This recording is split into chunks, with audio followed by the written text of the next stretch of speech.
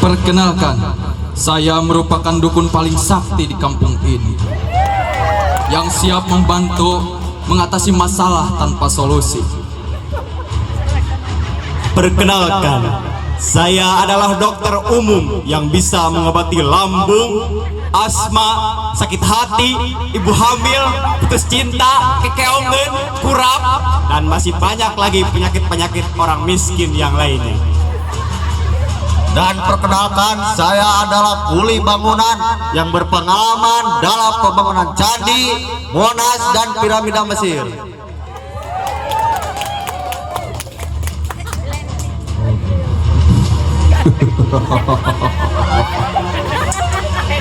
Aku senang menjadi seorang dukun karena aku bisa membuat siapapun percaya dengan mantra-mantraku yang aku ucapkan.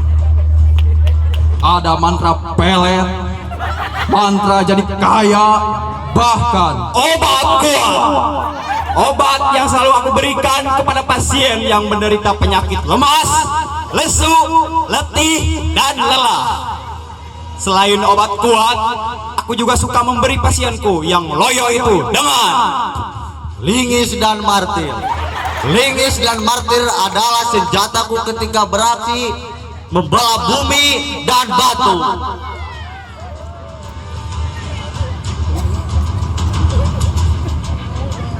menjadi babi ngepet. Dalam pekerjaanku yang seorang dukun, tak jarang ingin menjadi babi ngepet karena mereka ingin cepat kaya, padahal banyak sekali resiko dalam ngepet, seperti padam lilin, uang tidak ketemu, dikejar masa, bahkan dipasang kondom. Pemasangan kondom atau alat kontrasepsi kepada pasien suami istri bisa dilakukan supaya mengatur penjadwalan pembuatan anak. Hal ini dilakukan supaya anak di keluarga tidak membludak. Maka dari itu perlulah untuk memakai Bajaringan dan genteng. Pemasangan bajaringan dan genteng selalu lakukan dengan berhati-hati. Sebab kalau tidak berhati-hati, maka bangunan ini akan bau kemenyan. Bau kemenyan menyengat bisa mengusir dedemit dan hantu-hantu yang tidak bertanggung jawab seperti pocong, kunti, genderuwo, Asep, dan Udin adalah nama anak untuk laki-laki. Kalau perempuan bisa Meila dan Leira. Setelah penamaan anak yang baru lahir juga dibolehkan memakai semen dan corak. Itu semua sangat penting dalam pembuatan bangunan. Tanpa semen dan koran, bangunan akan berpindah alam. Orang yang terkena santet dan teluh, mereka akan berpindah alam. Yang awalnya alam dunia berpindah ke alam rahim. Setelah di alam rahim, manusia lahir ke dunia. Mereka tumbuh menjadi bayi.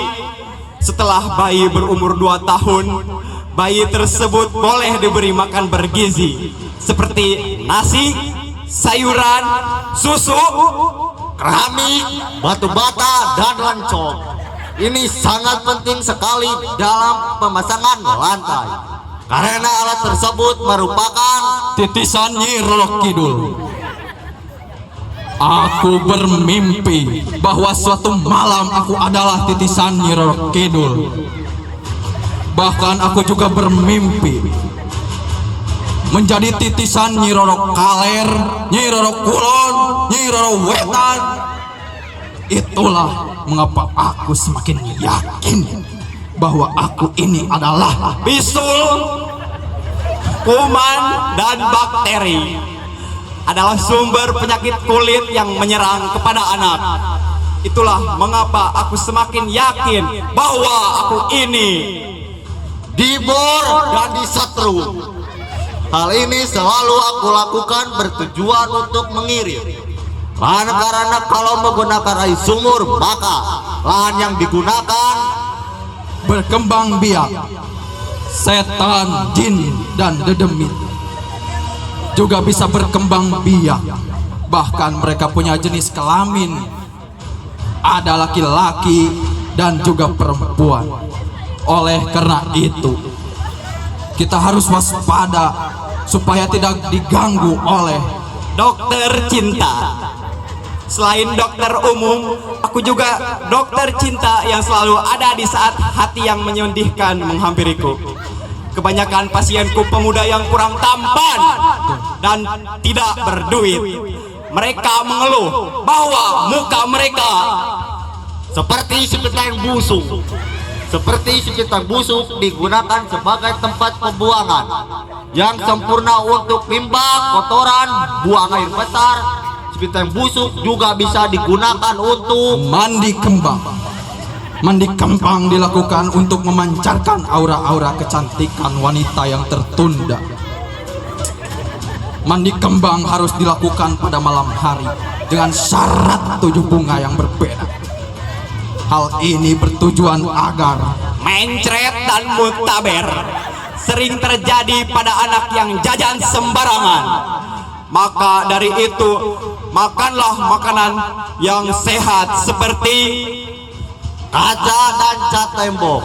Bangunan yang selesai, maka yang terakhir yang harus dipasang adalah kaca dan cat tembok supaya bangunan indah dan bagus.